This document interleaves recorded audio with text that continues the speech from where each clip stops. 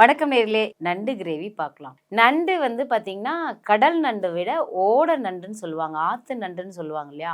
அது வந்து மருத்துவ குணம் வாய்ந்தது. அது நம்ம நல்லா நசுக்கி சூப்பு வச்சும் குடிக்கலாம்.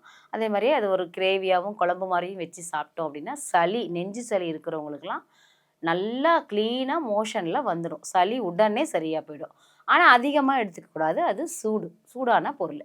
ஸோ இந்த நண்டை வந்து நம்ம எப்படி செய்யலாங்கிறத பார்க்கலாம். நண்டுக்கு வந்து நாம மசாலா பொருள் வந்து நம்மளே ரெடி பண்ணணும். 1 கிலோ நண்டுக்கு நான் உங்களுக்கு அளவு சொல்றேன். 25 கிராம் வர கொத்தமல்லி, மிளகா ஒரு 5 மிளகா போட்டுக்கலாம். சீரகமும் மிளகும் சேர்ந்துக்கணும். நம்ம சளிக்கான மருந்து இந்த சீரகம் மிளகுல இருக்கு. அடுத்து சோம்பு சுவைக்காக, பட்டை லவங்கம் அந்த வாசனைக்காக, கொஞ்சம் கருவேப்பிலையும் போட்டுக்கணும். கருக்காம வறுத்துக்கணும். ஸோ இதில் நம்ம நல்லா வறுத்து எடுத்துக்கலாம். கருகக்கூடாது. பொன்னிறமா ஆனதுக்கப்புறம் எடுத்துட்டு பவுடரா ரெடி பண்ணிட்டேன். இப்போ 1 கிலோவுக்கு நான் 100 கிராம் வெங்காயம் எடுத்திருக்கேன். வெங்காயம் ஒரு 100 கிராம், தக்காளி பெரிய பழமா இருந்தால் 3, சின்ன பழமா இருந்தால் 4 இதை நீங்க பொடியா கட் பண்ணி வச்சுக்கோங்க. பச்சை மிளகாய் 2 இல்ல தான் 3 போட்டுக்கோங்க. கருவேப்பிலை ஆஸ் யூஷுவல். தாளிப்பு வந்து ரொம்ப முக்கியம். நம்ம வந்து பெரும் சீரகமும் பட்டை லவங்கமும் தான் தாளிப்பு. எண்ணெய் வந்து நல்லெண்ணெயா இருக்கிறது நல்லது. ஸோ அதுல வந்து நம்ம வெங்காயத்தை போட்டு நல்லா வணக்கிட்டு, கொஞ்சம் இஞ்சி பூண்டு ஓரளவுக்கு நம்ம எடுத்துக்கிறோம் அப்படின்னா, ஒரு கைப்பிடி கொத்தமல்லி, ஒரு கைப்பிடி புதினா, கருவேப்பிலை, பச்சை மிளகாய் ஒரு 2 அதில் ஆட் பண்ணி நல்லா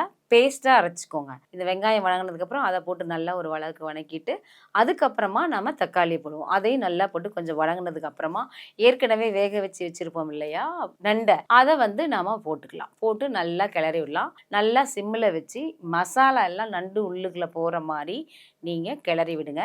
நண்டை நல்லா வேக வைக்கிறதுக்கு முன்னாடி கழுவுனதுமே இடிச்சுக்கணும். ரெக்கையெல்லாம் லைட்டாக பருப்பு மெத்தில் தான் இடிக்கணும்.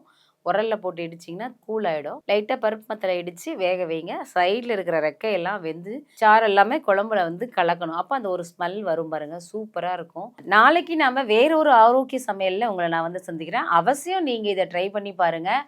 செஞ்சு சாப்பிட்டுட்டு எப்படி இருக்குங்கிறத கமெண்டில் சொல்லுங்கள். தேங்க்யூ.